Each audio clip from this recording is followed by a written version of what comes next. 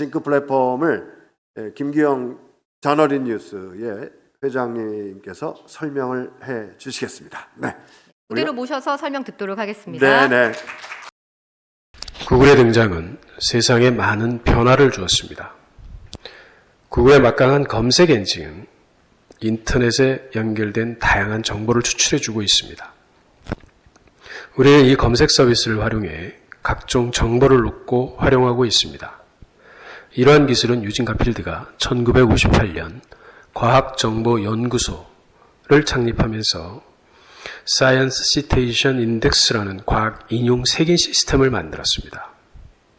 이 기술은 구글이 사용했고 결과적으로 유진 가필드는 구글에 막대한 영향을 미친 것이죠. 구글의 핵심 검색 모델이 바로 과학 인용 색인 시스템을 바탕으로 만들어졌기 때문에 그렇습니다. 현재 다양한 미디어나 언론도 이 시스템을 통해 각종 논문과 정보를 검색하고 보도에 활용하고 있습니다. 구글처럼 잘 만들어진 플랫폼은 인간 삶에 많은 변화를 만듭니다. 저널인 뉴스는 오픈뉴스 플랫폼으로 새로운 도전을 하는 언론 플랫폼입니다. 과거 뉴스 소비자는 생산자가 될 수 없었습니다. 뉴스 소비자는 단지 뉴스 생산자가 제공한 정보를 소비하는 것으로 한정됐습니다. 그래서 잘못된 생산자의 의도된 왜곡된 정보라도 그 사실 여부를 확인할 수 없었습니다. 하지만 현대는 다양한 미디어 플랫폼을 통해 동일 정보라도 다양한 시각의 정보를 습득할 수 있습니다. 그러나 오히려 이러한 정보가 소비자에게 더 혼란을 초래하는 경우도 있습니다. 다른 시점의 해석은 사건을 바라보는 데 매우 중요한 역할을 합니다. 하지만 여기서 문제는 사건의 본질이 왜곡될 수 있다는 것입니다. 과거 나치 선전장관을 했던 괴벨스는 나에게 단 한 문장만 주어진다면 누구든 범죄자로 만들 수 있다라고 말했습니다. 이 말은 어떤 대상에 대해 정보를 선별하고 왜곡해 낙인을 찍으면 누구든 무너뜨릴 수 있다는 무서운 말입니다. 이러한 예는 얼마든지 있습니다. 과거 매체에서 보도된 쓰레기 만두 사건을 기억하실 것입니다. 이때도 선별적이고 과장된 왜곡 보도로 130여 개의 업체가 도산 위기를 맞았습니다.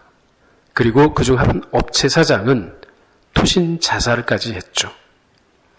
이러한 예를 보더라도 정확하고 공정한 언론 보도의 중요성은 지나치리만큼 강조해도 부족하다는 사실을 알 수 있습니다. 또 하나의 문제점은 정보를 왜곡하기 위해 99%의 사실을 나열하고 부합하지 않은 1%를 섞어서 마치 1%가 진실인 것처럼 왜곡한다는 점입니다. 이러한 점들은 전문가가 아닌 경우 알아내기 힘든 왜곡 보도입니다.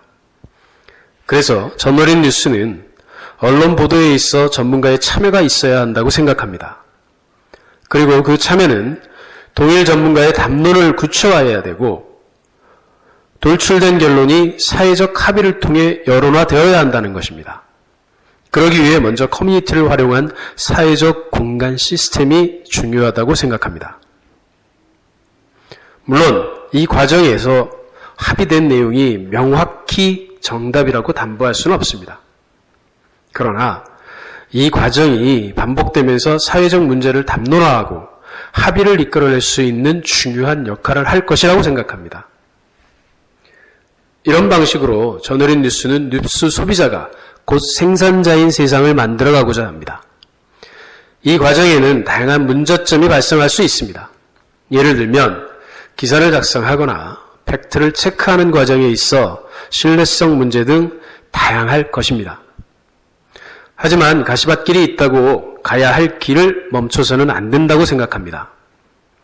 가시밭길이 있으면 제거하고 앞으로 나아가야 하는 것이기 때문이죠. 이렇게 처음 시도되는 이 오픈뉴스 플랫폼은 문제를 개선하고 정도 언론의 길을 개척하려고 합니다. 과거 배움이 많지 않았던 시절에는 지식인들에 의해 정보를 전달받아야만 했습니다. 그러나 현대는 누구나 그 자신의 의견을 낼 수 있는 충분한 지식이 있습니다. 다만 기사를 송고할 것과 기사 작성하는 방법이 서툴다는 것이 문제일 뿐입니다. 이러한 점을 극복하기 위해 일상을 커뮤니티에 올려보는 것도 좋은 방법일 것입니다. 괴벨스가 말한 것처럼 각종 사진이나 단 하나의 문장도 많은 의미를 내포할 수 있기 때문입니다. 그렇게 조금씩 기사를 다루는 법을 익혀가는 것이죠.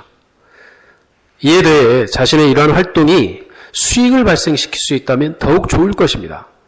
그래서 저널인 뉴스 플랫폼은 이러한 활동으로 누구나 수익을 얻어갈 수 있는 구조로 만들었습니다. 저널인 뉴스 플랫폼은 노동의 개념을 확대시켰습니다. 과거에는 노동을 건설 현장이나 공장에서 일하는 육체적 노동으로 국한했습니다. 그러나 현대는 감정과 정신적인 노동 부분도 노동으로 확대가 되었습니다. 다시 말해서 소득을 위해 활동하는 모든 일을 노동으로 규정하고 있다는 것이죠.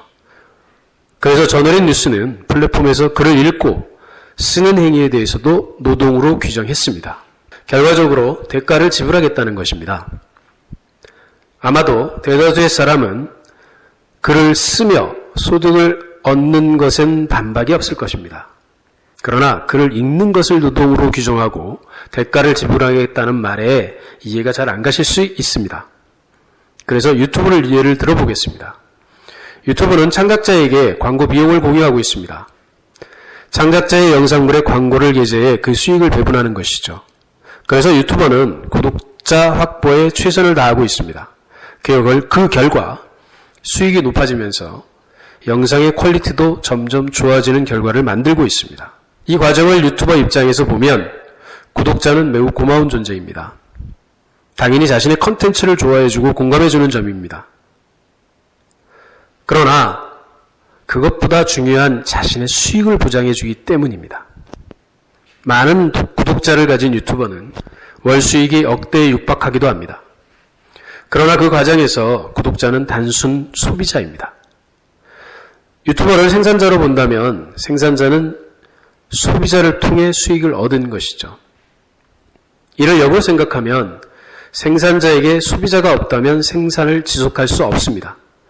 그래서 소비자의 존재는 매우 중요합니다. 그리고 그 소비자를 통한 이익은 결국 수익이 분배되어야 한다는 것이죠. 물론 기존 우리의 사고는 생산자는 콘텐츠를 제공했고 소비자는 콘텐츠를 소비했다는 논리가 만들어집니다. 여기서 다른 차원의 예를 들어보겠습니다. 단적인 예로 과거 누군가는 자신을 알리기 위해 비용을 내고 방송에 출연하는 경우도 있었고 작품을 출품하기 위해 찬조를 하는 행위를 했습니다. 사실 과거 우리는 이러한 일이 당연하다고 생각했던 적이 있었습니다. 이러한 사고를 가졌던 사람이 유튜브나 수익을 창출하는 매체의 등장은 매우 획기적이었습니다. 그리고 이러한 플랫폼의 등장은 우리의 사고에 정착해 이제는 매우 당연한 사실로 받아들이고 있습니다. 이것을 주목한 저널인 뉴스 플랫폼은 새로운 패러다임의 전환이 필요하다고 생각했습니다. 그래서 독자가 읽고 자신의 의견을 게재하는 행위를 노동으로 규정하고 그 대가를 지급하려 하는 겁니다. 그리고 언론의 힘이 사회 구성원 모두에게 있어야 한다고 생각합니다. 이미 우리는 이러한 행위를 하고 있습니다. 우리는 각종 블로그나 SNS를 통해 자신의 의견을 게재하고 평가를 받기도 했습니다. 이것이 바로 언론의 한 면이 아닐까요? 저널인 뉴스 플랫폼은 이를 더 구체화하고 체계화하여 언론의 기능으로 만들어가고자 하는 것입니다. 그렇게 바로 지근거리에서 언론이 가지고 있는 사회 감시 기능을 가져야 한다고 생각했습니다. 그리고 이 감시 기능을 통해 사회는 스스로 자정할 수 있는 능력이 있음을 우리는 믿습니다. 언론의 사회 감시 기능은 사회적 안녕과 도덕적 측면에서 매우 중요합니다. 하지만 이에 대한 오남용도 말씀드린 것처럼 막대한 폐해를 낳기도 합니다. 저널인 뉴스 플랫폼은 이러한 폐해 방지와 적시적절한 언론을 위해 다양한 사항을 고려하고 적용하고 있습니다. 특히 저널인 뉴스 플랫폼은 시의성, 근접성 측면을 강화하고 예외성, 영향성 측면을 고려하여 생산자와 소비자가 순환하며 상호 발전할 수 있는 열린 뉴스 공간입니다. 저널인 뉴스 플랫폼은 오픈 뉴스 플랫폼입니다. 뉴스 소비자와 생산자의 경계가 없다는 것을 의미합니다. 그리고 앞서 말씀드린 모든 기능이 접목되어 있습니다. 저널인 뉴스 플랫폼은 3월 초순에 국내 서비스를 시작합니다. 그리고 올해 2개국의 지사를 설립하고자 합니다. 많은 응원과 격려, 그리고 조언과 관심 부탁드리겠습니다. 감사합니다.